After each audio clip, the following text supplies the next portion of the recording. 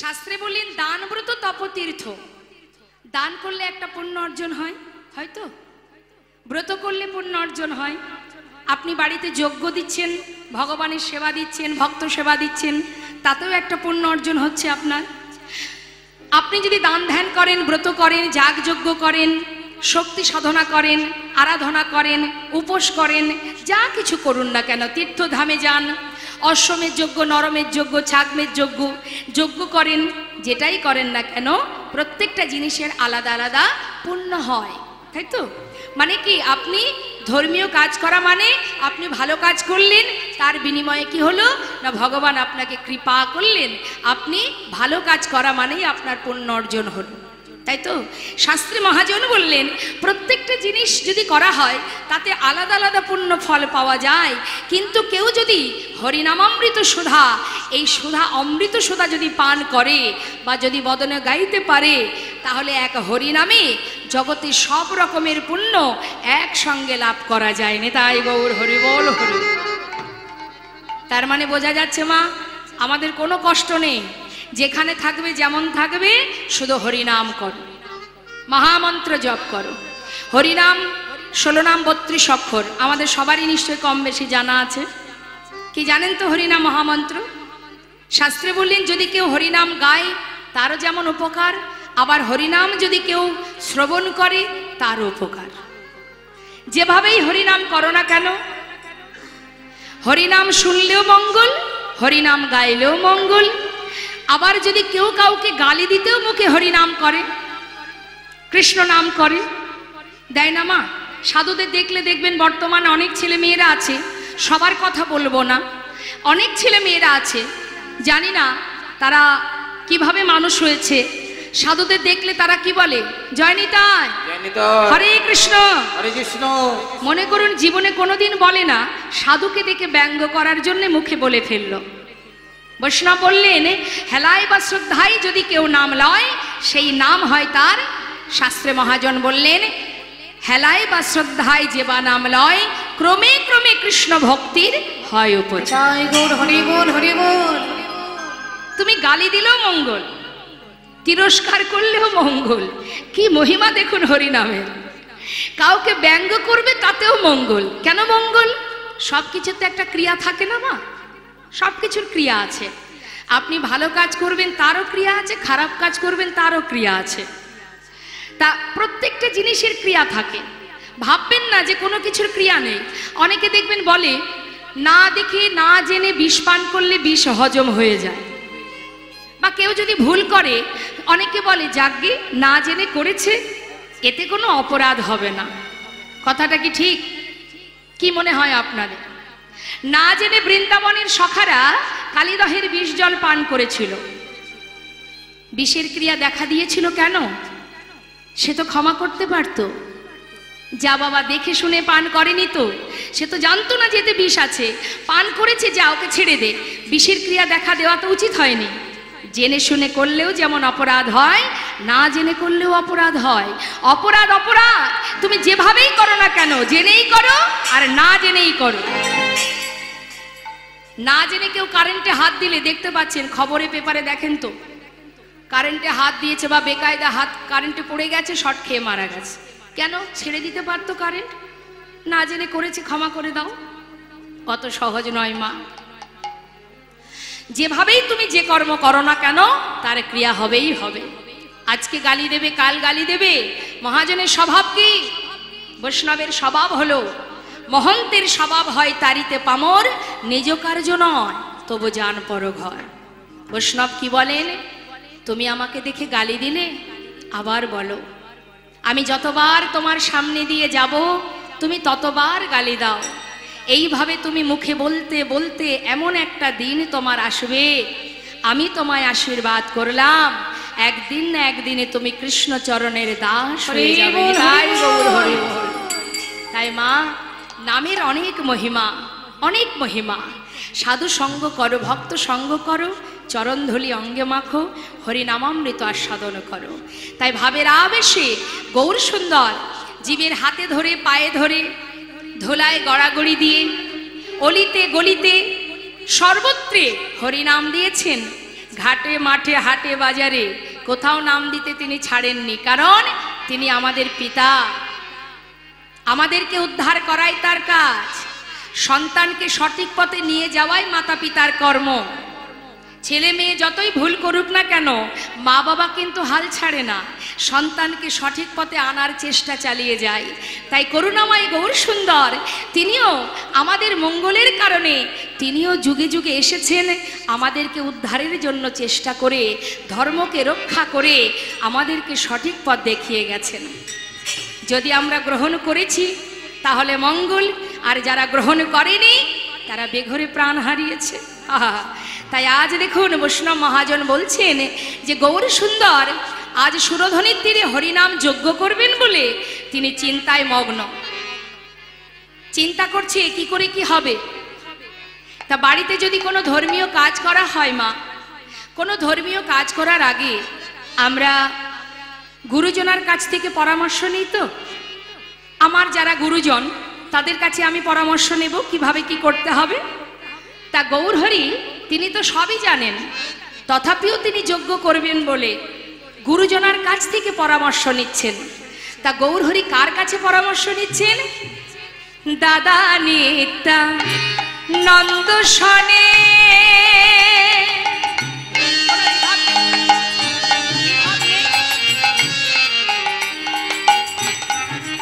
দেখো বিচার করিয়া দাদা নিত্যা নন্দ শনে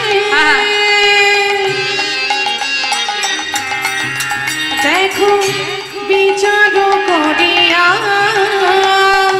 নিমন্ত্রণের লাগি প্রভু শ্রীবাসে পাঠাইলা। দেখো নিমন্ত্রণে ওই না লাগি প্রভু শ্রীবাসে পাঠাইল। আজি পরামর্শ করিলা, আজি পরামর্শ করিলাম দেখো পরামর্শ করিলা। দেখো পরামর্শ করি ও দাদা কি করিতে হবে দাদা পরামর্শ করিলা।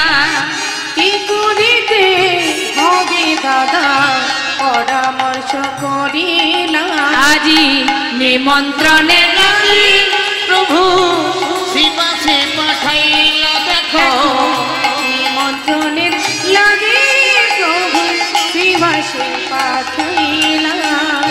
দাদা তুমি বলে দাও কি করতে হবে আমায়, তুমি যা যা বলবে আমি তাই করতে রাজি। ঠিক আছে, এইভাবে রাখুন, আপ ডাউনও করতে হবে না আর কিচ্ছু করতে হবে না, আপনি এবার বিশ্রাম নেন। তাই এবার কি হচ্ছে মা, নিতাই চাঁদ বলছে নিমাই হরিনাম যজ্ঞ করতে গেলে সবার আগে নবদ্বীপের সমস্ত সাধু গুরু বৈষ্ণবকে নিমন্ত্রণ করতে হবে। নিতাই গৌর হরি বল, কথাটা মন দেবেন মা। সাধু গুরু বৈষ্ণব ছাড়া কখনো যজ্ঞ সম্পূর্ণ হবে না। তাই সাধু গুরু বৈষ্ণবকে নিমন্ত্রণ করবে, কাউকে বাদ দেবে না। আরো বলি শোনো, নিমন্ত্রণ করতে হবে, নিমন্ত্রণের দায়িত্ব দিতে হবে শ্রীবাসের হাতে। শ্রীবাস পণ্ডিতকে মা জানেন? হরে কৃষ্ণ, আমার শ্রীবাস পণ্ডিতকে দাপর যুগে ত্রেতা যুগে শ্রীবাস পণ্ডিত কে ছিলেন? শ্রীবাস পণ্ডিত হচ্ছে, কে বলতে পারবে? শ্রীবাস পণ্ডিতকে চেনেন না? হা হা হা, শ্রীবাস পণ্ডিত হচ্ছেন দেবর্ষি নারদ। নিতাই গৌর হরি বল। নারদ হয়েছে এই কলিতে শ্রীবাস পণ্ডিত। এখন বলছেন শ্রীবাসের উপরে দায়িত্ব দাও। নবদ্বীপের সমস্ত অলি গলি শ্রীবাস চেনে, শ্রীবাসের উপরে দায়িত্ব দিয়েছে নিমন্ত্রণের দায়িত্ব।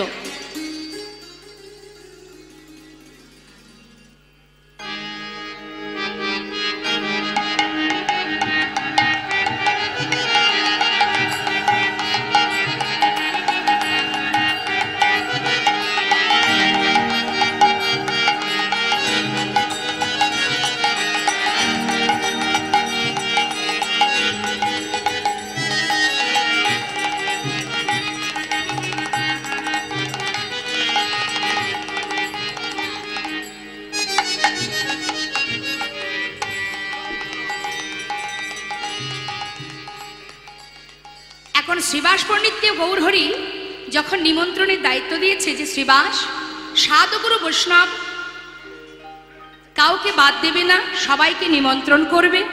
তবে নিমন্ত্রণের একটা নিয়ম আছে। মায়েরা জানেন নিমন্ত্রণ কিভাবে করেন আপনারা? আপনাদের বাড়িতে কোনো ধর্মীয় কাজ যদি আপনারা করেন, নিমন্ত্রণ কিভাবে করেন আপনারা? হ্যাঁ, কিভাবে করেন?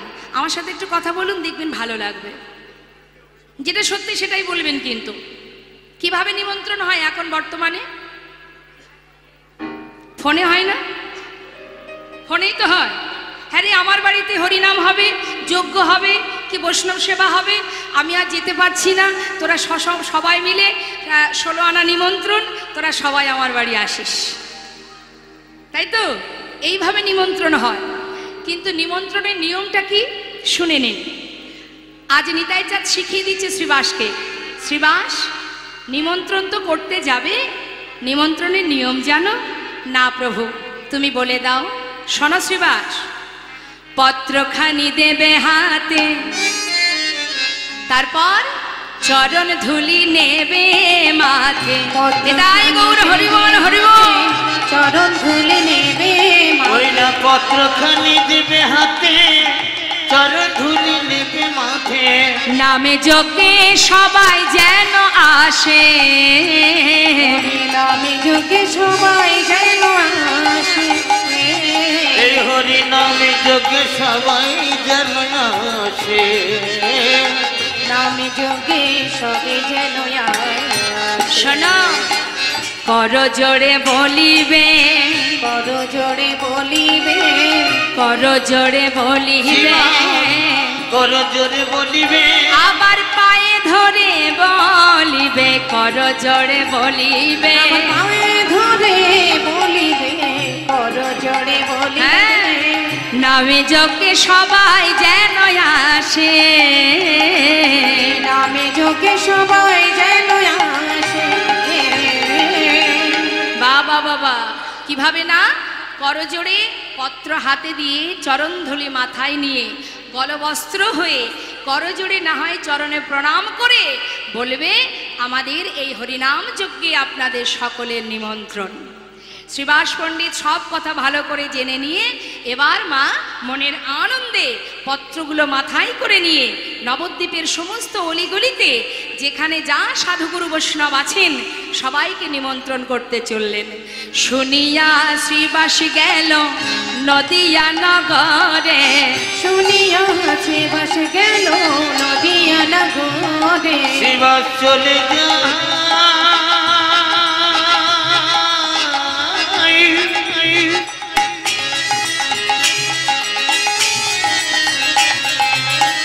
ওই দেখো নদিয়ার পথে পথে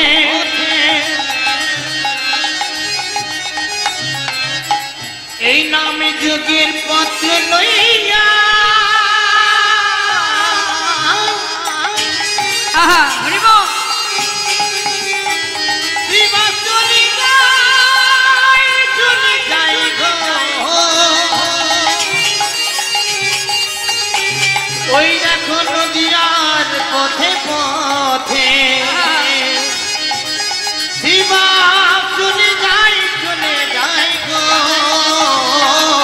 শুনিয়া শ্রীবাস গেল নদিয়া নগরে। ওই না শুনিয়া শ্রীবাস গেল নদিয়া নগরে, নিমন্ত্রণ করিল সবে যজ্ঞে আসিবারে, নিমন্ত্রণ করিল সবে যজ্ঞে আসিবারে। এই যে শুনুন শুনুন, আপনারাও আসিবেন, আপনারাও আসিবেন, আপনারাও আসিবেন, আপনারাও আসিবেন, হরিনাম মহাযজ্ঞে আপনারাও আসিবেন। হরি নামে মহাযজ্ঞে আপনারাও আসিবেন। ওই সুরধ্বনির তটভূমে আপনারাও আসিবেন, সুরধ্বনির তন্ত্রভূমে আপনারাও আসিবেন। এই নামে যুগে সবাই যেন আসে গো, নামে যজ্ঞে সবাই যেন আসে।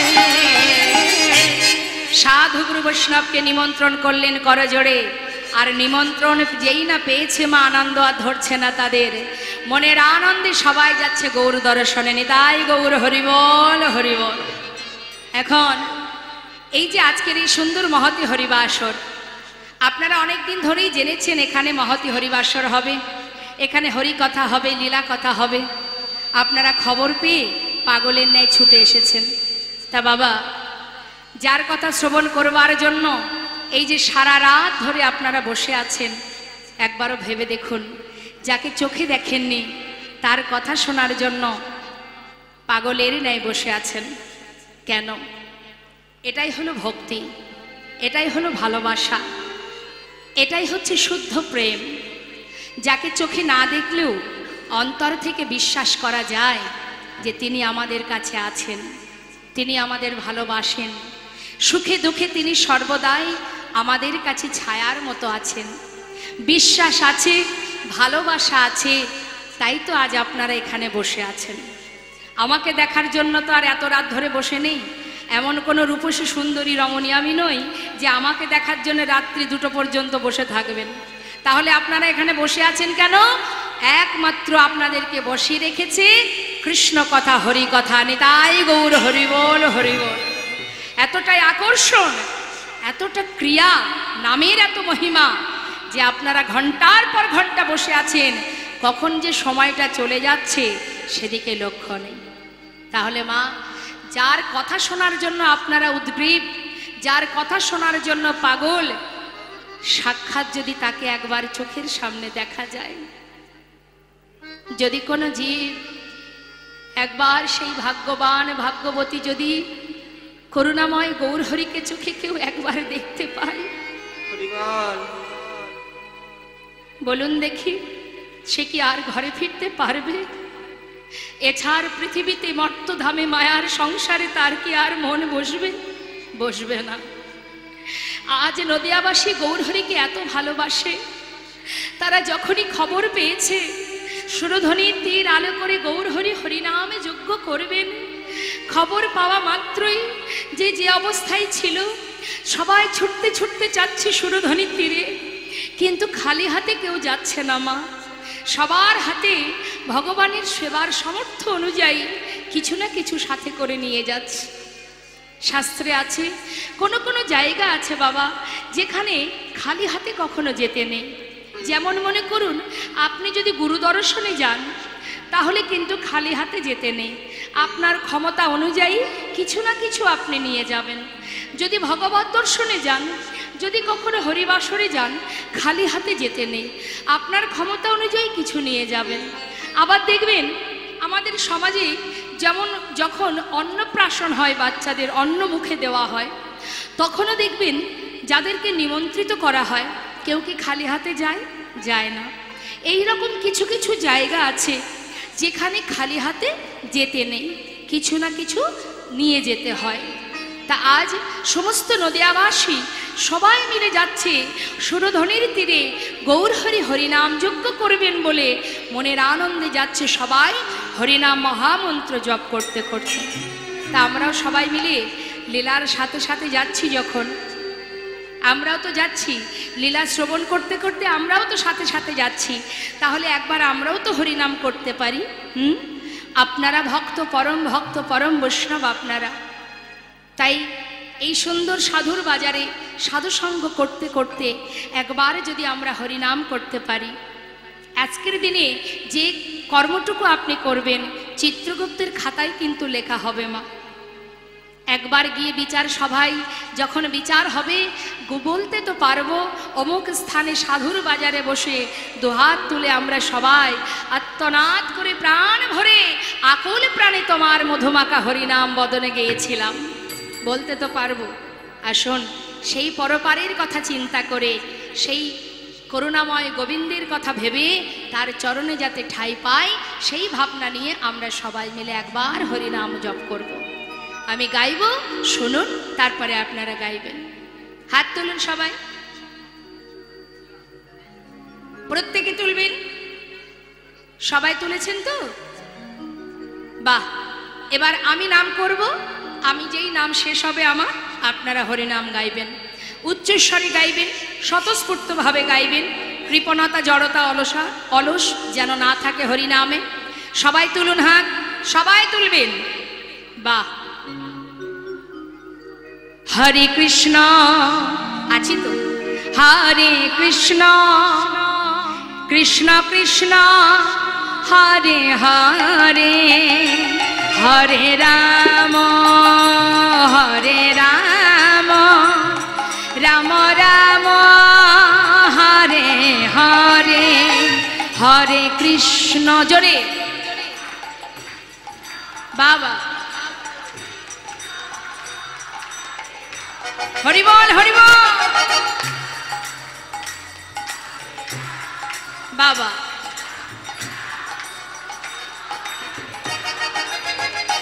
হরে কৃষ্ণ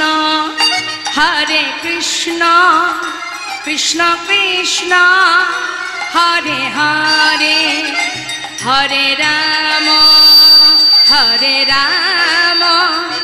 রাম রাম হরে হরে। হাত তুলে হরে কৃষ্ণ।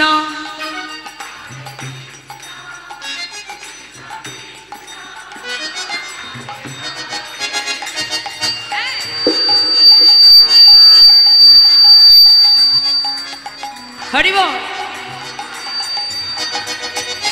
হরে কৃষ্ণ কৃষ্ণ কৃষ্ণ হরে হরে, হরে রাম রাম রাম হরে হরে, হরে কৃষ্ণ। আহা, হরি বল, হরি বল, হরি বল, নিতাই গৌর হরি বল। বাহ। হরে কৃষ্ণ কৃষ্ণ কৃষ্ণ হরে হরে, হরে রাম রাম রাম হরে হরে, হরে কৃষ্ণ হরে কৃষ্ণ কৃষ্ণ কৃষ্ণ হরে হরে, হরে রাম রাম রাম হরে হরে, হরে কৃষ্ণ নিতাই গৌর হরি বল, গৌর হরি বল, হরি হরে, হরে রাম রাম রাম হরে হরে, হরে কৃষ্ণ কৃষ্ণ কৃষ্ণ হরে হরে, হরে রাম রাম রাম হরে হরে। হরিনাম মহামন্ত্র। রাধে শ্যাম, রাধে রাধে। হরিনাম মহামন্ত্র আমাদের জীবনের শ্রেষ্ঠ মন্ত্র। জগতে যত রকমের দেবদেবীর পূজায় শ্লোক আমরা স্তব করি সেগুলোকে বলা হয় মন্ত্র, আর হরিনামকে বলা হয় মহামন্ত্র। তাই যদি জীব মহামন্ত্র জপ করে তাহলে সমস্ত রকমের মন্ত্র জপ তাতে হয়ে যায়। তাই আজ সমস্ত নদিয়াবাসী সাধু গুরু বৈষ্ণব তারা গৌরহরির সেই হরিনাম যজ্ঞের নিমন্ত্রণ পত্র পেয়ে মনের আনন্দে যাচ্ছে। মহাজন বললেন, দেখো যাচ্ছে সবাই। শুনিয়া সবাই মিলে যাচ্ছে। নিমন্ত্রণের পত্র পাইয়া আনন্দিত মন, নিমন্ত্রণের পত্র পাইয়া আনন্দিত মন, আজ সুরধনির তীরে আসি দিল দর্শন, ওই তো সুরধনির তীরে আসি দিল দর্শন, আজ সুরধনির তীরে আসি দিল দর্শন, সুরধনির তীরে আসি দিল দর্শন, আনন্দ ধরে না আনন্দ ধরে না, তাদের আনন্দ ধরে না, আনন্দ ধরে না, আজি গৌর চরণ হেরবে বলে আনন্দ ধরে না, আজি গৌর বদন হেরবে বলে আনন্দ ধরে না, আজি গৌর বদন হেরবে বলে হরি হরি হরি বলে, গৌর বদন নিতাই গৌর হরি বল, হরি বলে, গৌর বদন হেরবে বলে, হরি হরি হরি বলে, গৌর বদন হেরবে বলে, হরি হরি হরি বলে, আনন্দ ধরে না, সুরধনির তীরে আসি দিল দর্শন। ওই না সুরধনে তীরে আসি দিল দর্শন। সবাই সুরধনী গঙ্গার তীরে এসে গৌরহরির বদন পানে নয়ন দিয়ে আছে। যে মহাজন এই পদাবলী লিখেছেন মা, তিনি বলছেন কি, নয়নে ভরে গড়ার সকলে হেরিল, আজ বাসুদেব ঘোষে হেরে, যেন প্রভাস তীর্থ যে হইল। বাসুদেব ঘোষে হেরি, যেন প্রভাসিত যে হইল। এই যে পদটা আপনারা শ্রবণ করলেন, এই পদ যিনি লিখেছেন তিনি বলছেন যেন মনে হচ্ছে কি, সুরধনীর তীরে যেন মনে হচ্ছে যে এটা প্রভাস তীর্থ। প্রভাস নদীর তীরে যে যজ্ঞ করেছিলেন, কেন তিনি যজ্ঞ করেছিলেন সেটা আমাদের একটু জানতে হবে। সবাই একটু স্থির হয়ে শান্ত মনে একটু আস্বাদন করুন। ভগবান প্রভাস নদীর তীরে যজ্ঞ করেছিলেন। এই প্রভাস নদীটা কোথায়? গুজরাটে। গুজরাটে সৌমতীর্থ বলে একটি জায়গা আছে, যেখানে সোমনাথ অর্থাৎ দেবাদিদেব মহাদেব ভোলানাথের বিগ্রহ সেবা হয়। তা সেই ভোলানাথের নাম হচ্ছে সোমনাথ, সেই নামেই সেই জায়গাটির নাম হলো সৌমতীর্থ। এখন এই সৌমতীর্থে একটা নদী আছে যার নাম প্রভাস। তাই প্রভাসটা কে দিয়েছিল নামটা? চন্দ্রদেব, চাঁদ মামা।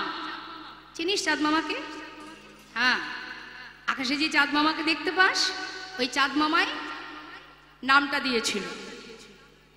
তা কিভাবে দিল মা শুনুন একটু। চন্দ্রদেবের 27টি স্ত্রী, 27 জন স্ত্রী থাকা পরেও তিনি গুরুপত্নীর প্রতি আকৃষ্ট হন, দৃষ্টি দেন। যখনই দৃষ্টি দেন, গুরুদেব জানতে পেরে তাকে অভিশাপ দেন। কি অভিশাপ দিয়েছিলেন না, তোমার ক্ষয় রোগ হবে, অর্থাৎ তুমি এক একদিনে এক একটি কলা তোমার ক্ষয় হতে হতে একদিন তোমার এই 16 কলা শেষ হয়ে যাবে, মানে তুমি মারা যাবে। এই অভিশাপ পাওয়ার পর গুরুদেবের অভিশাপ ব্যর্থ হয় না বাবা। দিনের পর দিন যাচ্ছে আর একটা একটা করে কলা ক্ষয় হতে শুরু হচ্ছে। এদিকে তার 27 জন স্ত্রী তারা চিন্তায় পড়ে গেল যে আমাদের স্বামী যদি মারা যায় তাহলে আমাদের কি উপায়। এই 27 জন স্ত্রী তারা চিন্তায় নিজের এই বিপদ থেকে মুক্তির উদ্ধারের জন্য, মুক্তির পথ তারা সবাই মিলে কি করলেন, কিভাবে মুক্তি পাবো সেই মুক্তির পথ খুঁজতে শুরু করলেন। হঠাৎ মনে পড়ে গেল তাদের যে একমাত্র দেবাদিদেব মহাদেব ভোলানাথের কাছে, তার কাছেই এই সমস্যা সমাধানের পথ আমরা জিজ্ঞাসা করব।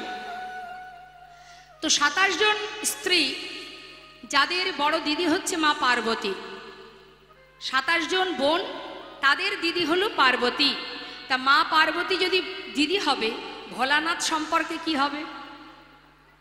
জামাইবাবু মহাদেব কৈলাসে বসে বসে ধ্যান করছে, সেই সময় 27 জন শালি গিয়ে উপস্থিত কৈলাসে।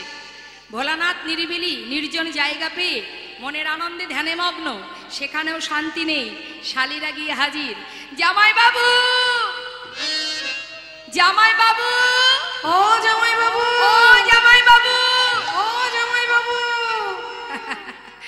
ভোলানাথের ধ্যান ভেঙে গেছে, সর্বনাশ। এত চিৎকার, এতজনে চিৎকার করছে জামাইবাবু জামাইবাবু বলে। এত শালি আছে আমার, জানতাম না তো। হ্যাঁ, ভেবেছিলাম নির্জন জায়গা কৈলাস, এই পর্বতের মাথায় বসে ধ্যানে মগ্ন, এখানে বোধহয় কেউ আমাকে জ্বালাতন করবে না। এখানেও শান্তি নেই। হ্যাঁ, নিশ্চয়ই কোনো বিপদে পড়েছে শালি। হ্যাঁ, তা কি হয়েছে? দল বেঁধে সবাই এসে করজোড়ে বলে উঠলেন বিপদে পড়েছে। ভোলানাথ বললেন, সে তো দেখেই বুঝতে পারছি। তা কি বিপদ? স্বামী প্রাণ হারাতে বসেছে, তাই বিপদে পড়ে এসেছি, কি করে স্বামীর প্রাণ রক্ষা করব। আচ্ছা, তাই এটাই সমস্যা। তা যতই হোক সম্পর্কে শালির বিপদ তো উদ্ধার করতেই হবে আমাকে, শালি বলে কথা। তা তোমার স্বামীর যদি একটা কলাও বেঁচে থাকে, আমার মাথায় যে গঙ্গা আছে জটার মধ্যে, ওই গঙ্গার ভিতরে রেখে যাও। আর যার কারণে তোমার স্বামী প্রাণ হারাতে বসেছে, তার কাছে তোমরা সবাই গিয়ে তার চরণ ধরে কাঁদতে থাকো। দেখো কোনো মুক্তির পথ খুঁজে পাও কিনা। সঙ্গে সঙ্গে তার স্বামীর একটা কলা বেঁচে ছিল, তাড়াতাড়ি করে সেই কলাটি ভোলানাথের জটার মধ্যে রেখে দিল, দিয়ে ওই 27 জন স্ত্রী তারা সবাই চলে গেল সেই গুরুদেব গুরু বৃহস্পতির কাছে। এখন গুরুদেবের কাছে গিয়ে যখন চরণ ধরে কাঁদছে মা, গুরুদেবের কাছে গিয়ে বলছে, গুরুদেব বলছে, দেখো তোমরা এসেছো আমার কাছে, তোমাদের তো কোনো অপরাধ নয়। গুরুদেব, স্বামী মারা গেলে পতিকে হারিয়ে আমরা এতগুলো বোন, কে আমাদের মান মর্যাদা রাখবে, কে সম্মান করবে, কার আশ্রয় নেব আমরা, কে রক্ষা করবে আমাদের? আমাদের অপরাধ, আমাদের এই অপরাধের ভাগীদার করবেন না, আমাদের বিপদ থেকে মুক্তি করুন গুরুদেব। গুরুদেব বললেন, যদি একটা কলাও বেঁচে থাকতো তাহলে আমি কোনো উপায় দেখতাম, কি করা যায়। আর তো কোনো কলা বেঁচে নেই, এখন আর বলেই বা কি হবে। গুরুদেব আপনি তো বলুন, যদি বেঁচে থাকে স্বামীকে ফিরে তো পাবো। বেশ, যদি একটি কলাও বেঁচে থাকে, ওই কলাটি নিয়ে সৌমতীর্থে যে নদী আছে ওই নদীতে যদি স্নান করাতে পারো, তবেই তোমার পতির পুনরায় আবার পূর্ণ জ্যোতি ফিরে পাবে। সঙ্গে সঙ্গে সেই একটি কলা মহাদেবের মাথা থেকে নিয়ে চলে গেল, সেই নদীতে স্নান করানো মাত্রই আবার পূর্ণ জ্যোতি ফিরে পেলেন। আর যেই না ফিরে পেয়েছে, খুশি হয়ে মনের আনন্দে চন্দ্রদেব বলে উঠলেন, ওরে আজ যখন তুই আমার পুনরায় আবার জ্যোতি ফিরিয়ে দিয়েছিস, তাই আজ আমি তোকে আশীর্বাদ স্বরূপ নাম দিলাম, তোর নাম প্রভাস। নিতাই গৌর হরি বল। প্রভাযুক্ত আস, পুনরায় আবার আমাকে বাঁচিয়ে দিয়েছিস, পূর্ণ জ্যোতি ফিরিয়ে দিয়েছিস, তাই পুনরায় জ্যোতি ফিরে পাওয়ার জন্য তোর নাম প্রভাস। এখন এই প্রভাস নদী আবার অভিশপ্ত হয় মা। কিভাবে অভিশপ্ত হয়? এই অভিশাপ থেকে মুক্তি দেবার জন্যই গোবিন্দ প্রভাস নদীর তীরে যজ্ঞ করেছিলেন। তা অভিশাপটা কে দিয়েছিল? একজন মুনিবর। নিতাই গৌর হরিব। তা সেই মুনিকে, মুনিপুত্র ছোট্ট একটি শিশু, সে গিয়েছিল, যার নাম চিত্রঙ্গদা, সে গিয়েছিল তৃষ্ণায় জল পান করার জন্য। কথাগুলো একটু মন দেবেন। জল পান করতে গিয়ে ওই প্রভাস নদীর বুকে কুমির বাস করে। কুমির কি করেছে, ওই শিশুটাকে তীর থেকে মানে পাড় থেকে তাকে ধরে টেনে নিয়ে জলের মধ্যে গিয়ে খেয়ে ফেল। যখনই খেয়ে ফেললো, অন্যান্য মণিপুত্ররা খবর পেয়ে তার পিতার কাছে গিয়ে জানালেন। এখন পিতার কাছে গিয়ে যখন জানালেন, তখন সেই পিতা ছুটতে ছুটতে ওই প্রভাস নদীর তীরে এসে বললেন, ওরে প্রভাস, তুই আমার পুত্রের প্রাণ হরণ করেছিস, আমি তোকে অভিশাপ দিলাম, তোর বক্ষের জল শুকিয়ে যাবে, প্রখর রৌদ্রে তুই শুকিয়ে যাবি, তোর বক্ষের উপর দিয়ে পশু পাখি কীট পতঙ্গ তারা হাঁটবে চলবে এবং মলমূত্র ত্যাগ করবে, সবাই তোকে ঘৃণা করবে। প্রভাস সঙ্গে সঙ্গে নিজ মূর্তি ধারণ করে বললেন, হে মুনিবর, আপনি অভিশাপ দেবেন না, আমার তো কোনো দোষ নেই, আমার বক্ষে যে কুমির বাস করে সে আপনার সন্তানকে প্রাণে মেরেছে, আমার কি অপরাধ? তখন মুনিবর মনে মনে চিন্তা করলেন, সত্যই তো, ওর তো কোনো দোষ নেই, শুধু শুধু ওকে অভিশাপ দিলাম। তখন বলে উঠলেন, তবে শোন প্রভাস, অভিশাপ যখন দিয়েছি এ তো আর ফিরিয়ে নেওয়া যাবে না, তাই আশীর্বাদও করে গেলাম, যেদিন এই প্রভাস নদীর জল দিয়ে ভগবান কৃষ্ণচন্দ্র রাধারানীর চরণ ধৌত করবে, সেই দিনই তুই মুক্তি পাবি, তার আগে নয়। নিতাই গৌর হরিবল হরিবল। সেই কারণেই ভগবান প্রভাস নদীর তীরে যজ্ঞ করেছিলেন। শুধু এটাই কারণ ছিল না মা, আরও অনেক কারণ। একটু চলে যাব মহাভারতে। মহাভারতে কুরুক্ষেত্রের যুদ্ধের পর হস্তিনাপুরে রাজা হয়েছিল ধর্মরাজ যুধিষ্ঠির। যখন রাজা হলো, ভগবান কুন্তি পিসিমাকে ডাকলেন, পিসিমা, তোমার ছেলে মস্ত বড় রাজা, জীবনে এত কষ্ট, এত দুঃখ, এত যন্ত্রণা পেয়েছ, আজ তোমার ছেলে হস্তিনাপুরের কত বড় রাজা। পিসিমা, তুমি রাজমাতা হয়েছ, আর তোমার কোনো দুঃখ নেই, আজ তুমি মুক্ত, সমস্ত দুঃখ কষ্টের অবসান ঘটে গেছে, সুখের নাগাল খুঁজে পেয়েছো পিসিমা, এবার আমি যাই, আমাকে বিদায় দাও। রথের ওপরে বসে আছে মা, আর এদিকে কুন্তি পিসিমা মনে মনে ভাবছে, কৃষ্ণ যখনই আমাকে ছেড়ে ঘরে যায়, যাওয়ার সময় বলে, পিসিমা আমি আসি। আসি কথার অর্থ কি মা? আসি মানে কি, বাড়ির বাচ্চারা বাড়ির থেকে যখন যায়, ভুল করে যদি বলে মা যাই, তখন মা কি বলেন? বল আসি, যাই বলতে নেই।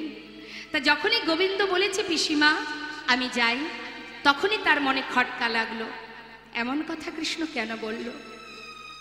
তবে কি কৃষ্ণ আজ চলে গেলে আর কখনো আসবে না? এমন কথা তো কখনো বলে না। কৃষ্ণ, এতদিন তুমি আমার কাছ থেকে ঘরে ফেরার সময় আমাকে বলো আমি আসি, আজ তুমি যাই কথাটা কেন বললে? তবে কি আজ চলে গেলে তুমি আর আসবে না? পিসিমা ছাড়ো সব কথা, চলে যাবার আগে আমি তোমায় বর দিয়ে যাব। বলো না পিসিমা কি বর নেবে? যা চাইবে আমি তাই দেব।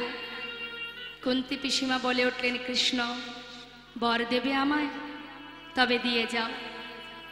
জীবনে এতদিন দুঃখ ছিল, কষ্ট ছিল, যন্ত্রণা ছিল, বেদনা ছিল, এত কষ্ট এত দুঃখ পেয়েছি, 5 পুত্রকে নিয়ে বনে বনে জীবন কাটিয়েছি, জীবনে এত যন্ত্রণা সহ্য করেছি, কিন্তু আনন্দ কি জানো?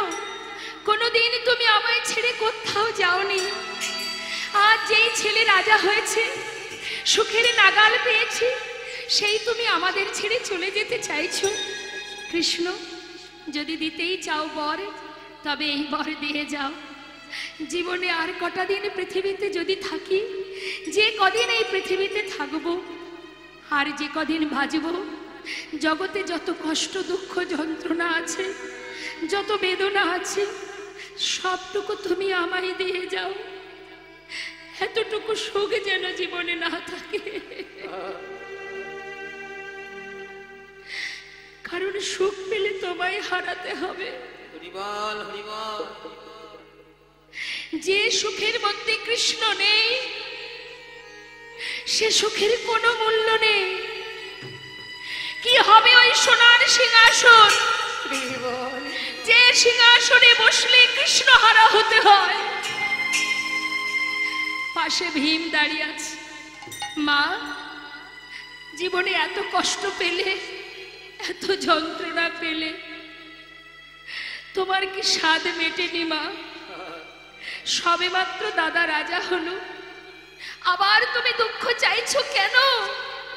মা বললেন, ওরে ভীম, জীবনে দুঃখ ছিল বলেই কৃষ্ণ সহায় ছিল। বলতো বাবা, আজ যদি কৃষ্ণ চলেই যায়, এই সোনার সিংহাসনে রাজা হয়ে বসে, রাজ রানী হয়ে কি সুখ আমার, রাজমাতা হয়ে আমি থাকতে চাই না। নেমে আয় বাবা, যে সিংহাসনে বসলে ভগবান ছেড়ে চলে যায়, সে সিংহাসনে বসার কোনো দরকার নেই। নেমে আয়, ওই সিংহাসন ছেড়ে নেমে আয়। চল, যেমন করে বনে বনে দিন কাটিয়েছি, সারা জীবন কাটিয়েছি, আর যে কদিন বাঁচবো বনেই কাটিয়ে দেব। তবে কৃষ্ণকে তো হারাতে হবে না। ভগবান কৃষ্ণচন্দ্র, ভক্তের ভগবান, ভগবানকে বেঁধে ফেললেন 2 ফোঁটা চোখের জলে। রথ থেকে নেমে এসে কুন্তী পিসিমাকে জড়িয়ে ধরে বলে উঠলেন, পিসিমা, এ তোমার কেমন ভালোবাসা পিসিমা? সারা জীবন কষ্ট পেয়েও বাকি দিন কটাও কষ্ট পেতে চাও? এ জগতে সবাই সুখ চায়, তুমি কেন দুঃখ চাইছো পিসিমা? কৃষ্ণ, সুখ পেলে যে কৃষ্ণ পাওয়া যায় না, সুখে থাকলে যে কৃষ্ণ হারা হয়ে যেতে হয়। তাই কৃষ্ণকে পেতে গেলে জীবনে যেটাই আসুক না কেন, সেটাই আমার জীবনের আনন্দ, সেটাই সুখ, আর আমি কিচ্ছু চাই না। কথা দিলাম পিসিমা, তোমার ভালোবাসায়, তোমার ভক্তিতে আমি তোমার কাছে চিরতরে বাধা পড়ে গেলাম।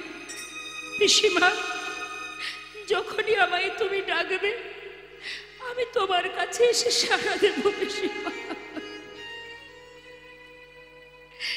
ধরে ফেললেন মা। চোখের জল ভগবান সইতে পারেন না, সবে পারেন।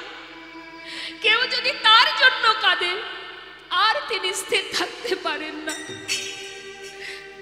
পিসিমাকে সান্ত্বনা দিয়ে বিদায় নিয়ে চলে যাচ্ছে রথে করে।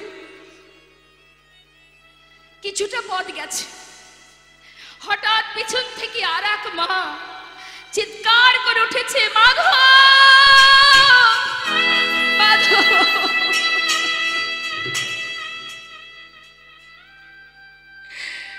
একটু দাঁড়াও মাধব, একটু দাঁড়াও।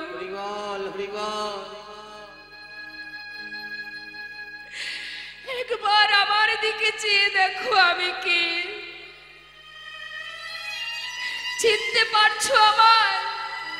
আমি সেই মা, এক নয় দুই নয়, শত সন্তান হারা জননী আমি। চিনতে পারছো? পারছো চিনতে আমাকে? সেই অভাগিনী মা আমি। সবাইকে হারিয়েছি, বংশে বাতি দেওয়ার মতো একটি প্রদীপ আর বেঁচে নেই। এত সন্তান হারিয়েছি আমি একমাত্র তোমার জন্য। তোমার জন্য আমি সন্তান হারা হয়েছি। তুমি যদি না চাইতে কোনোদিন এই যুদ্ধ হতো না। আমি সন্তান হারা অভাগিনী হতাম না।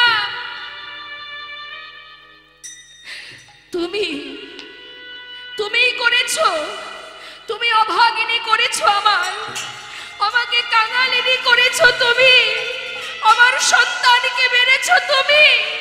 আজ আমি তোমায় অভিশাপ দেব মাধব। আমি সুবল কন্যা, আজ তোমায় অভিশাপ দেব। আমার কুরু বংশ যেমন তুমি ধ্বংস করে দিয়েছো, তোমার যত বংশ সব ধ্বংস হয়ে যাবে। একটা দ্বীপও বেঁচে থাকবে না। তোমার মৃত্যু হবে। ওই নিম্ন বৃক্ষের ডালে তুমি থাকবে বসে। তোমার চরণখানি দর্শন করে একটি মাছরাঙা পাখি ভেবে তোমাকে ব্যাদের হাতে মরতে হবে। এই আমি তোমায় অভিশাপ দিলাম। অভিশাপ দেওয়া মাত্রই মাতা গান্ধারী ভূমিতে মূর্ছা গেল। সবাই এসে মাতা গান্ধারীকে তুলে ধরে বললেন, মা তুমি কি অভিশাপ করলে? মাধবকে অভিশাপ দিও না, তুমি অভিশাপ ফিরিয়ে নাও মা, ফিরিয়ে নাও। ভগবান কৃষ্ণ রথ থেকে নেমে এলেন, এসে বললেন, তোমরা সকলে শান্ত হও। মায়ের তো কোনো দোষ নেই, তোমরা মাকে কেউ বাধা দিও না। বলতে দাও। শুনে রাখো, কুরুক্ষেত্রের মাঠে জয়ের আনন্দ যেমন আমি পেয়েছি, তেমন যারা পরাজিত হয়েছে সেই পরাজয়ের যন্ত্রণাটাও আমি পেয়েছি। সমস্ত মায়ের আশীর্বাদ যেমন মাথায় পেয়েছি, তেমন যে সকল মায়েরা আমাকে অভিশাপ দিচ্ছে, আমি সকল অভিশাপও মাথায় নিতে চাই। মা, তোমার কথাই সত্য হবে। তুমি যা বলেছ আমি মাথা পেতে নিলাম। আমায় তুমি ক্ষমা করো মাধব। আমি যে জ্ঞান শূন্য হয়ে গেছি, আমি যে কি বলেছি আমি নিজেই জানি না। আমায় তুমি ক্ষমা করো মাধব, ক্ষমা করো। মা, তুমি মন্দ কিছু বলনি মা। তুমি যা বলেছ আমি মাথা পেতে নিলাম। মাগো, এই যে মায়ের অভিশাপ, যদুবংশ ধ্বংস হবে। 56 কোটি যদুবংশ, তারা যখন সবাই বড় হলো, যৌবন বয়স, তারা এতটাই উদ্ধত্ত হয়েছিল, এতটা দুষ্টু হয়েছিল, কখনো গুরুজনকে সম্মান করত না। এদের মধ্যে একটি সন্তান ছিল মেয়েদের মতো দেখতে, যার নাম ছিল শাম্ভ। সেই শাম্ভকে নারী সাজিয়ে পেটের উপরে একটা কড়া বেঁধে জঙ্গলে মুনি ঋষিদের কাছে নিয়ে গিয়ে, এতটাই দুষ্টু ছিল সেই বালকেরা, মুনিকে বিরক্ত করে বলে উঠলেন, ও মণিবর, তোমরা সাধনা করছো যুগ যুগ ধরে, বলতে পারো এর গর্ভে কে জন্ম নেবে? মুনি ঋষিরা সাধনায় মগ্ন মা, বারবার বিরক্ত করছে তো, তাদের এমনই কঠিন সাধনা, এমনই তাদের তপস্যা, তারা কিন্তু ভূত ভবিষ্যৎ বর্তমান বলতে পারত, কিন্তু বারবার বিরক্ত করছে বলে উঠলেন, তবে শোন বালক, তোরা যদি ঘরে ফিরে যাস আমি কিছু বলবো না, আর যদি এইভাবে বিরক্ত করতে থাকিস তবে শুনে নে, এর গর্ভে যে সন্তান বা যেই জন্ম হবে তার হাত দিয়ে তোদের এই 56 কোটি যদুবংশ ধ্বংস হয়ে যাবে। কথা শোনা মাত্রই সঙ্গে সঙ্গে ঘরে ফিরে গেল। দেখতে দেখতে যে পেটে কড়াটা বেঁধেছিল সেটা ফাল হয়ে প্রসবিত হলো। সেই ফালটা নিয়ে গোবিন্দের কাছে গেলেন।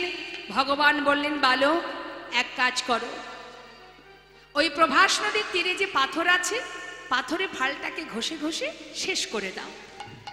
সমস্ত বালকরা সেই পাথরটা নিয়ে সেই প্রভাস নদীর তীরে গিয়ে সেটাকে ঘষতে শুরু করলেন। ঘষতে ঘষতে যখন আর এতটুকু বাকি আছে, যত ঘষছে মা তত ফেনা বাহির হচ্ছে, আর ফেনাগুলো নদীর ধার বরাবর যাচ্ছে, আর ওই ফেনা থেকে নদীর ধারে ধারে নল খাগড়ার গাছ তৈরি হচ্ছে। আর অবশেষে যেটুকু বাকি ছিল, চিন্তা করছি এটুকু দিয়ে কি আর হবে, সেটাকে হাতে করে নিয়ে ওই প্রভাস নদীর জলের মাঝে ছুঁড়ে ফেলে দিল। আর সেই ফালটা খেলো কে? রাঘব বোয়াল বলে একটি মাছ। এদিকে যারা মাছ ধরে ধীবর, তারা মাছ ধরতে গিয়ে জালের মধ্যে সেই রাঘব বোয়ালকে পেয়ে যায়, তীরে তুলে সেটাকে কর্তন করা মাত্রই সেই ফালটা আবার পেটের থেকে বাইরে বেরিয়ে আসে। এখন ধীবরের আর ফাল দিয়ে কি করবে? সেই ফালটাকে হাতে করে নিয়ে একটা জঙ্গলে ছুঁড়ে ফেলে দেয়। আর সেই জঙ্গল থেকে কুড়িয়ে পায় জরা নামের এক ব্যাধ। নিতাই গৌর হরি বল। কিভাবে দেখুন লীলা হচ্ছে মা পরপর। এবার ওই যে বাবা জরা নামের ব্যাধ, এই ব্যাধটিকে, ইনি হচ্ছেন রাম অবতারে বালির পুত্র অঙ্গদ। বালিকে যখন হত্যা করেছিলেন রামচন্দ্র, মা সীতাকে উদ্ধার করার জন্য পিছন থেকে তীর মেরেছিলেন। ক্ষত্রিয় যারা হয় তারা যুদ্ধ ছাড়া কখনো অস্ত্র ধারণ করতে পারে না, অস্ত্র প্রচার করতে পারে না, কিন্তু ক্ষত্রিয় হয়েও তারা যুদ্ধ না করে বিনা যুদ্ধে পিছন থেকে তীর মেরে হত্যা করেছিল বলেই অঙ্গদ, অর্থাৎ বালির পুত্র যে অঙ্গদ, সে কিন্তু জানতো না যে তার পিতাকে কে মেরেছে। কিন্তু মা সীতাকে উদ্ধার করার জন্য ওই ছোট্ট অঙ্গদ প্রভুকে অনেকভাবে সহযোগিতা করেন। প্রভু খুশি হয়ে বলেছিল, অঙ্গদ, তুমি এমনভাবে আমাকে উপকৃত করেছো, আমি তোমার সেবায় সন্তুষ্ট। বলো তুমি কি বর চাও, যা চাইবে আমি তাই দেব। করজোড়ে বলেছিল, দয়াময়, যদি তুমি আমায় বর দিতেই চাও তবে এই বর দাও, যে বিনা যুদ্ধে আমার পিতাকে পিছন থেকে তীর মেরে হত্যা করেছে, আমিও তাকে তীর মেরে হত্যা করতে চাই। নিতাই গৌর হরি। ভগবান বললেন, তথাস্তু, তাই হবে, তোমার মনোবাঞ্ছা পূর্ণ হবে। সেই অঙ্গদই কিন্তু মা ব্যাধ, দাপর যুগে জরা নামের ব্যাধ। এখন সে, তার কাজ কি? পাখি ধরা। সে প্রতিদিন বনে পাখি ধরে। হঠাৎ ওই জঙ্গলের মধ্যে ওই ফালটা পেয়ে মনে বড় আনন্দ। আহা, এত সুন্দর ফাল তীরের আগায় বিঁধে রেখেছে। চিন্তা করছে, এটা দিয়ে যদি পাখি মারি অতি তাড়াতাড়ি আমি আমার কার্য সিদ্ধি করতে পারবো, পাখি মারতে সুবিধা হবে। তাই তীরের আগায় সেই ফালটা বিঁধে রেখেছে। ওই তীর দ্বারাই কিন্তু ভগবান কৃষ্ণ আমার প্রভাস নদীর তীরে যজ্ঞ করবার পর যখন নিম্ন বৃক্ষের ডালে তিনি বসে থাকবেন আর এই চরণটা দুলবে, আর এদিকে জরা নামের ওই ব্যাগ মাছরাঙা পাখি ভেবে যেই না তীর মারবে প্রভু আমার ভূমিতে পতিত হবেন। নিতাই গৌর হরি বল। আর 56 কোটি যদুবংশ ধ্বংস কি করে হবে? সবাই যাবে প্রভাস নদীর তীরে যজ্ঞের জন্য। সেখানে যাবার পর ওই নদীর ধারে তাদের মধ্যে প্রথমে হবে মুখে মুখে কথা কাটাকাটি, তারপরে হবে হাতাহাতি, হাতাহাতি হতে হতে মারামারি বাঁধবে, তারপরে হবে লাঠালাঠি। এখন লাঠি কোথায় পাবে? নদীর তীরে ওই যে নলখাগড়ার গাছগুলো আছে, যেটাকে ধরে মারবে সেই সেখানে মারা যাবে। নিতাই গৌর হরিবন। এইভাবে 56 কোটি যদুবংশ ধ্বংস হবে। সব কিছু সুব্যবস্থা হলো। করুণাময় গোবিন্দ আমার বৃন্দাবন ছেড়ে তিনি চলে গেলেন দ্বারকায়। নিতাই গৌর হরিবন। গুরুর কাছ থেকে, গুরু শান্তিপুনি মুনির আশ্রম থেকে তিনি রাজনীতি শিক্ষা লাভ করে তিনি বৃন্দাবন ছেড়ে চলে গেলেন দ্বারকায়। দ্বারকায় গিয়ে রাজা হয়ে আছে। আর এবার আমরা দেখব মা বৃন্দাবনে কৃষ্ণহারা হয়ে বৃন্দাবনের কি অবস্থা। আমরা পদাবলীর মধ্যে দিয়ে শুনব, ধৈর্য ধরে আস্বাদন করুন, খুব ভালো লাগবে।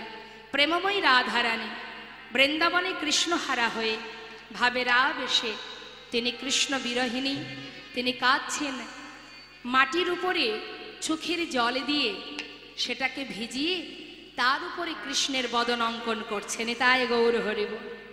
ছবি আঁকছে মা। কেমন ভাবে? এখানে আছে নাকি ভালো চিত্র অঙ্কন করতে পারে এমন কেউ আছে? ছবি আঁকতে পারে এমন কেউ আছে এখানে? একটু হাত তুলে দেখান কে ভালো ছবি আঁকে। কেউ নেই? আচ্ছা আচ্ছা, মানুষের ছবি আঁকতে গেলে কোথা থেকে শুরু করতে হয়? আপনি যদি মানুষের একটা চিত্র অঙ্কন করেন, শুরুটা কিভাবে করতে হয়? বদন থেকে বা চরণ থেকে, তাই তো মা? তাহলে দেখুন আমার রাধারানী কত সুন্দর চিত্র অঙ্কন করছে। পদটা কিন্তু মন দেবেন, খুব মন দিয়ে শুনবেন, প্রত্যেকটা কথার মধ্যে ধ্যান দেবেন, খুব ভালো লাগবে। কি বলছে?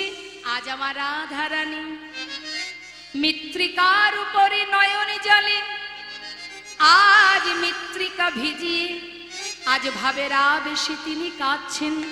আর কি করছেন? আজ রাধারানী আমার চিত্র অঙ্কন করছেন। মুখে কি বলছে? কৃষ্ণ কৃষ্ণ বলি কাঁদে বাহু তুলি, মরমে দারুণ ব্যথা। কৃষ্ণ কৃষ্ণ বলি ওই কাঁদে বাহু তুলি, মরমে দারুণ ব্যথা। মৃত্তিকায় পরে মূরতি আঁকিয়া কহায়ে তার শনে কথা। মৃত্তিকার উপরে মূরতি আঁকিয়া কহায়ে তার শনে কথা। বলে একবার বধূ কথা বলো, বলে একবার বধূ কথা বলো, ফিরে আসো কিবা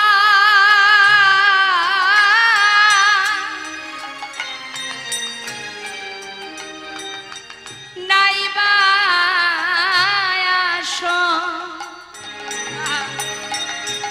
একবার বধূ কথা বলো, ফিরে আসো কিবা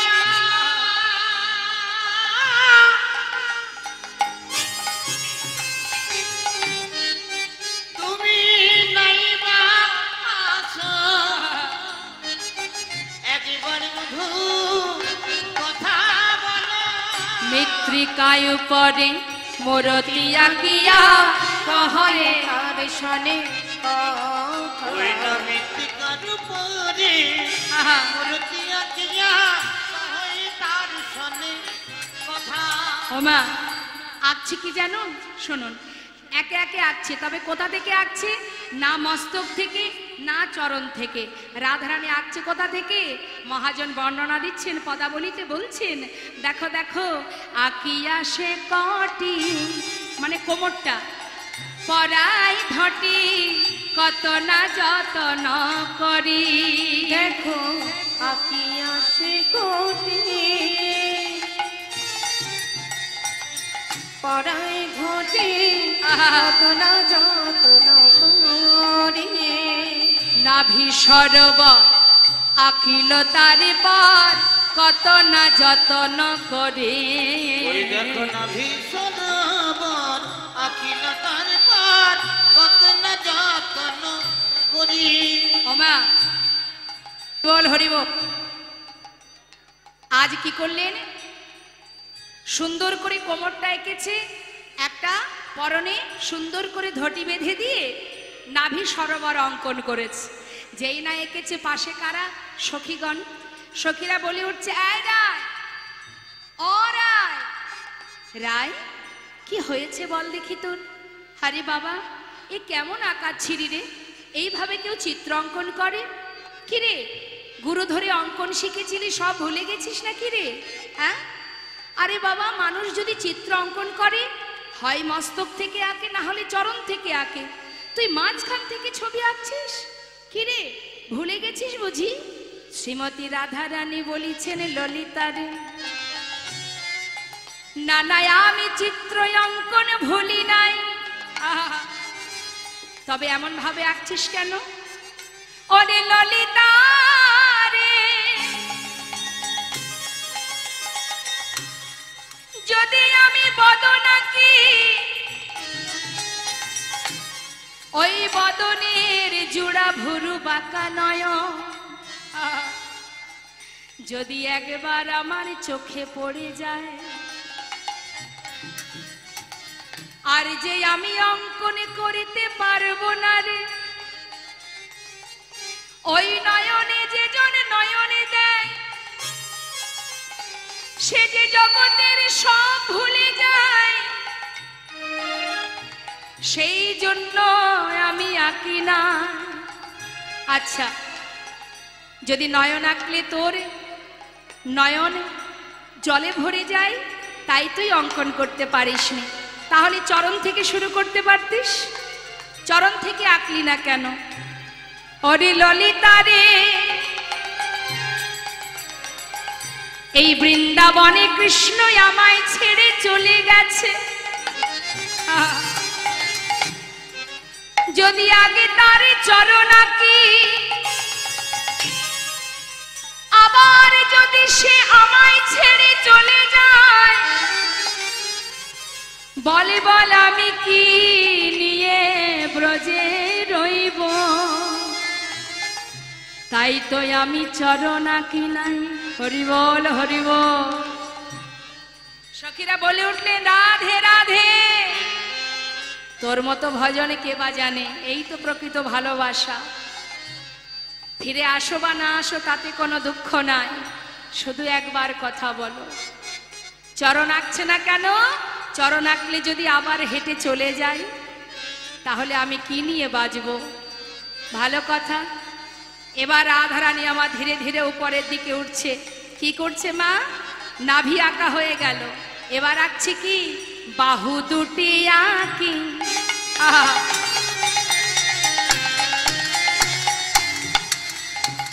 ছলো ছলো আঁখি বাঁশিটি দিল সেই করে, ওই না বাহু দুটি আঁকি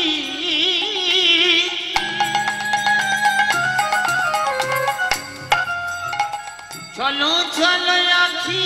হরি বল, হরি বল। ওই বাঁশিটি দিল সেই করে। এবার হাতে বাঁশি দিয়েছে মা, সুন্দর করে হাত দুটো এঁকে হাতে বাঁশিটা ধরিয়ে দিয়েছে। মানে বাঁশি অঙ্কন করবার পর রাধারানী ভাবে রাবেশ বলিলেন, বধূ হে তেমনি করে একবার বাজাও বাঁশি, তেমনি করে হরি বল, হরি বল। একবার বাজাও বাঁশি, যে বাঁশি সুরে আমি আমি পাগলিনী, অবধূ তেমনি করে বাজাও বাঁশি।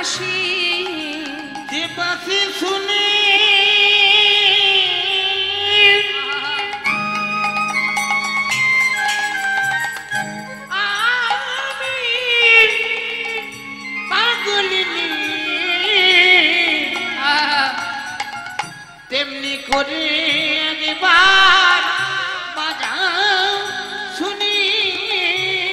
হাত আঁকা হলো, বাঁশি আঁকা হলো, রইল বাকি বদনটা। মহাজন বলছে দেখো কণ্ঠ কুম্ভ কিবা, আমার গলাটা আঁকছে অনুপম সভা অগয়া কিল পরে পরে কণ্ঠ কুম্ভ কিবা। অনুপম শোভা দিল তার পরে পরে। গলা পর্যন্ত আঁকা হয়ে গেছে, বাকি আছে শ্রীবদনটা। রাধারানী দেরি না করে এবার সুন্দর করে বদন অঙ্কন করে সেই বদনের ওপরে নিজের বদনটা রেখেছে। মাটির উপরে বদন এঁকেছে মা, তার উপরে নিজের বদন রেখেছে। বদনটা রেখে বধূর বদন পানে নয়ন দিয়ে আর নিজেকে ধরে রাখতে পারছে না। সেই বদনের দিকে চেয়েছে, তার সেই মুখে মুখ দিয়ে আজ রাধারানী কাঁদছে। মুখে মুখ দিয়া কাঁদিয়া কাঁদিয়া কহে তার সনে কথা। মুখে মুখ দিয়া কাঁদিয়া কাঁদিয়া কহে তার সনে কথা।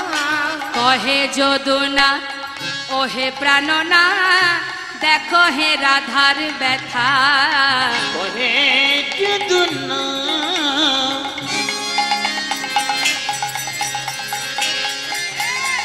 ওহে প্রাণনা রাধার ব্যথা। তুমি একবার এসে দেখে যাও, তুমি একবার এসে দেখে যাও গো আমার রাধারানী।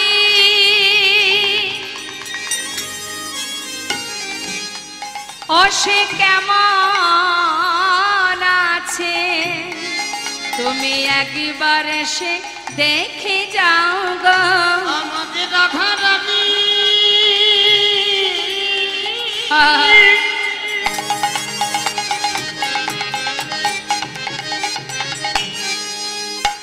সে কেমন আছে, তুমি একবার এসে দেখে যাও। কহে যদুনা ওহে প্রাণনা দেখো হে রাধার ব্যথা। ওই না কহে যদুনাথ ওহে প্রাণনাথ দেখো না রাধার ব্যথা। শ্রীমতী রাধারানী কাছে, মাতা যশোমতী কাছে, সখাগণ কাছে, ব্রজ রাখালগণ কাছে, গাভীগণ তৃণ সেবা করে না, এখনো দুরবস্থা বৃন্দাবনে। এদিকে হঠাৎ দেবর্ষি নারদের মনে হলো বহুদিন হয়েছে সাধু সঙ্গ করিনি, যাই দেখি একটু বৃন্দাবনে একটু সাধু সঙ্গ করে আসি। তাই মনের আনন্দে দেবর্ষি নারদ তিনি বীণা বাজাতে বাজাতে যাচ্ছে বৃন্দাবনের পথে। মহাজন বললেন দেখো দেখো বিধির নন্দন আজি চিন্তা মনে মনে। বিধির নন্দন আজি চিন্তা মনে মনে।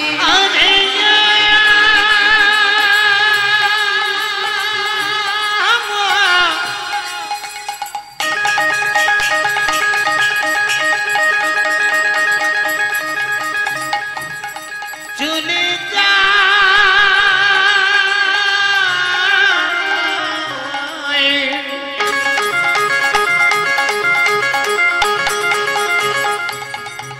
ওই নারদী ঋষি বৃন্দাবনে পথে পথে। বিধির বিধির নন্দন আজি চিন্তা মনে মনে। কোথা রহু কৃষ্ণ ভক্ত হেরিব নয়নে। কৃষ্ণ ভক্ত হেরিব নয়নে। কৃষ্ণ ভক্ত হেরিব নয়নে। মনের আনন্দে যাচ্ছে মা, সাধু সঙ্গ করবে। এখন বৃন্দাবনের দিকে যাচ্ছে তো মনের আনন্দে। মহাজন বললেন দেখো দেখো আজ দেবর্ষি নারদ যাচ্ছে সাধু সঙ্গ করবার জন্য। তা যাচ্ছে যখন কি হচ্ছে, এত চিন্ত দেবী ঋষি ঢেকিতে চড়িয়া। এত চিন্ত দেবী ঋষি ঢেকিতে চড়িয়া। এত চিন্ত দেবী ঋষি ঢেকিতে চড়িয়া। দেখিতে দেখিতে যাই উলসিত হইয়া। দেখিতে দেখিতে যাই উল্লসিত হইয়া। দেখিতে দেখিতে যাই উল্লসিত হইয়া। আর আনন্দ ধরে না, আনন্দ ধরে না, আনন্দ ধরে না, আনন্দ ধরে না, সাধু সঙ্গ পাবে বলে আনন্দ ধরে না, সাধু সঙ্গ করবে বলে আনন্দ ধরে না, ভক্ত সঙ্গ পাবে বলে আনন্দ ধরে না, ভক্ত সঙ্গ করবে বলে আনন্দ ধরে না, দেখিতে দেখিতে যাই উল্লসিত হইয়া, দেখিতে দেখিতে যাই উল্লসিত হইয়া, দেখিতে দেখিতে যাই উল্লসিত হইয়া। সাধু সঙ্গ করতে কার না ভালো লাগে? আপনারা যখন শুনেছিলেন এখানে যজ্ঞ হবে, কত ভক্তবৃন্দ আসবে, সাধু গুরু বৈষ্ণব আসবে, তাদের সঙ্গ পাওয়ার জন্য আপনারা যেমন ছুটে এসেছেন। নারদও যাচ্ছে বৃন্দাবনে সাধু সঙ্গ করবে। এখন চারিদিকে দেখতে দেখতে যাচ্ছি যে কোথায় আছে ভক্ত সঙ্গ, একটু সেখানে গিয়ে ভক্ত সঙ্গ করব, আলিঙ্গন করব। মনের আনন্দে যাচ্ছি, যত এগিয়ে যাচ্ছে বৃন্দাবনের দিকে তত কি হচ্ছে মা, একটা তাপ এসে তার গায়ে লাগছে। নিতাই গৌর হরি বল। এখন বৃন্দাবনের দিকে এগিয়ে যাচ্ছে কিন্তু একটা তাপ লাগছে গায়ে। কিসের তাপ? আমরা পথে চলতে চলতে যদি কোনো জায়গা থেকে একটা তাপ আসে, আমরা মনে মনে কি ভাবি? মনে করুন রাস্তা দিয়ে যাচ্ছি গাড়িতে, একটা তাপ লাগলো গায়ে, কি ভাববো? তবে কি কোথাও আগুন টাগুন লেগে গেল? একটু মনের ভিতরে চিন্তা হয়। দেবর্ষি নারদও সেই তাপটা অনুভব করে চারিদিকে দেখছে যে তাপটা কোথা থেকে আসছে। তপ্তদর্শী দেবী ঋষি চারি পানে চায়, তপ্তদর্শী দেবী ঋষি চারি পানে ওই চায়, না তত্ত্বঋষি দেবঋষি চারি পানে চায়, কোথা হতে তাপ আসি লাগে মোর গায়ে, কোথা হতে তাপ আসি লাগে মোর গায়ে, কোথা হতে তাপাসি লাগলো মোর গাও। ভাবতে ভাবতে যাচ্ছে তাপটা কোথা থেকে আসছে। তাড়াতাড়ি করে একটু একটু করে বৃন্দাবনের ভিতরে যখন প্রবেশ করেছে মা, দেখছে বৃন্দাবনবাসী সবাই কৃষ্ণ শোকে শোকাহত, সবাই কাঁদছে, এতটাই কাতর তারা, তাদের যে বিরহের যন্ত্রণা সেটাই যেন তাপ অনুভব হচ্ছে। বৃন্দাবনে কৃষ্ণ হারা হয়ে সবাই কাঁদছে, যে যেমন ভাবে ভালোবাসে। তাই না দেখে দেবর্ষি নারদ মনে মনে বলছে, হে গোবিন্দ, আজ যদি বৃন্দাবনে না আসতাম জানতে পারতাম না। কি জানি কেন মনে হলো একটু বৃন্দাবনে যাই, একটু সাধু সঙ্গ করব। এসেছি বলেই বুঝতে পারলাম সবাইকে কাঁদিয়ে দ্বারকায় রাজা হয়ে তুমি বসে আছো, কত সুখে আছো তুমি, আর কত জনকে কাঁদাবে তুমি। সবাই কাঁদছে তোমার জন্য। এ তুমি কেমন, এত নিষ্ঠুর তোমার হৃদয়। হে দয়াময়, কত জনার অভিশাপ তুমি নেবে। প্রত্যেকটি মানুষ যদি কাঁদে, তাদের চোখের জল তোমার জীবনের অভিশাপ হয়ে দাঁড়াচ্ছে। সবার অভিশাপ তোমার মাথায়, আর কত কাঁদাবে তুমি ভক্তকে। না না, আজ এর একটা বিহিত করতেই হবে। আজ আমি যাব বৃন্দাবন থেকে ওই দ্বারকায়। আমি দ্বারকায় গিয়ে দেখব যে সবাই বৃন্দাবনবাসীকে কাঁদিয়ে সে কত সুখে আছে। নিজের বীণাকে বলছে, বীণা আজ থেকে তুই প্রভুর নাম ভুলে যা, এই নাম আর করবি না। আজ থেকে তুই প্রভুর নাম ভুলে গিয়ে রাধা নাম জপ কর। যে প্রভু সবাইকে কাঁদায় সে নাম আর গাওয়ার প্রয়োজন নেই। কর রাধা নাম জপ কর। বল বল যন্ত্র রাধা নামে মন্ত্র, বল বল যন্ত্র রাধা নামে মন্ত্র, বল বল যন্ত্র রাধা নামে মন্ত্র। যাগ যজ্ঞ ব্রত পূজা কিছু নাহি আর। বল বল যন্ত্র রাধা নামে মন্ত্র, বল বল যন্ত্র এই রাধা নামে মন্ত্র। যাগ যজ্ঞ পূজা কিছু নাহি আর। বল বল বীণে রাধা নামে ও বীণে। বল বল বীণে রাধা নামে বীণে। বল বল বীণে রাধা নাম বীণে। বল বল বীণে রাধা নামে বীণে। এ ত্রিভুবনে কিছু নাহি আর। বল বল যন্ত্র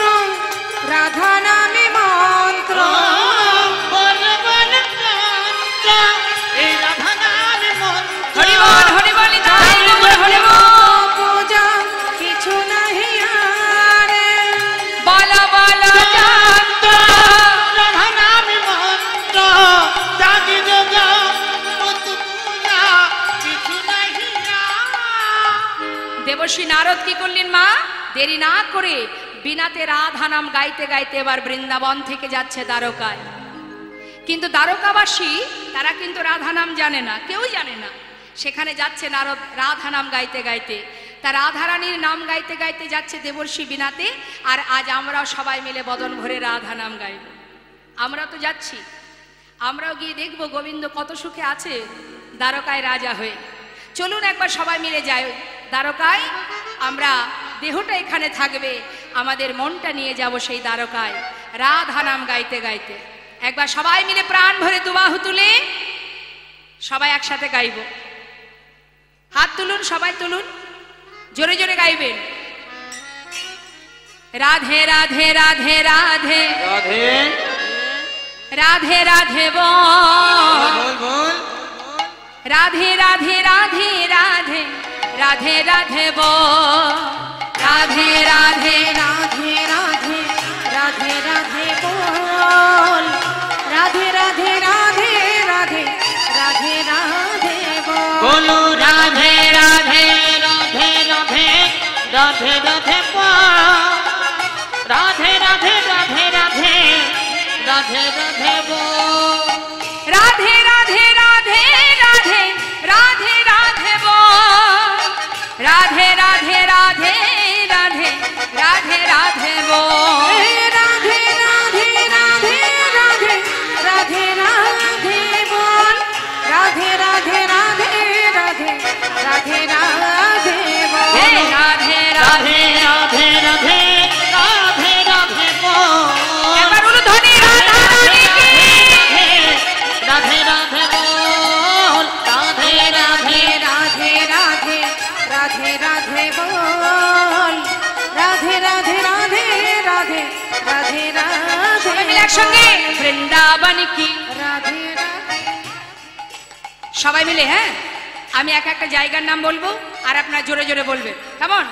বৃন্দাবন কি, যমুনা মাই কি, রাধা কুণ্ড কি, শ্যাম কুণ্ড কি, গোবিন্দ কুণ্ড কি, বিলাস বন কি, মধুবন কি, निधुबन की, आगे पीछे दाहिने बाएं, बोल बोल में ऊपर नीचे, तमल बन की, तम्र बन की, केशी घाट की, बंशी बट की, मोहन बन की, माधवी बन की, लौह बन की, भंडी बन की। बोलो राधे राधे राधे राधे राधे राधे वो, राधे राधे राधे राधे राधे राधे बोल, राधे राधे राधे राधे राधे राधे वो, राधे राधे राधे राधे राधे राधे वो, बोलो राधे राधे राधे राधे राधे राधे बोल, राधे राधे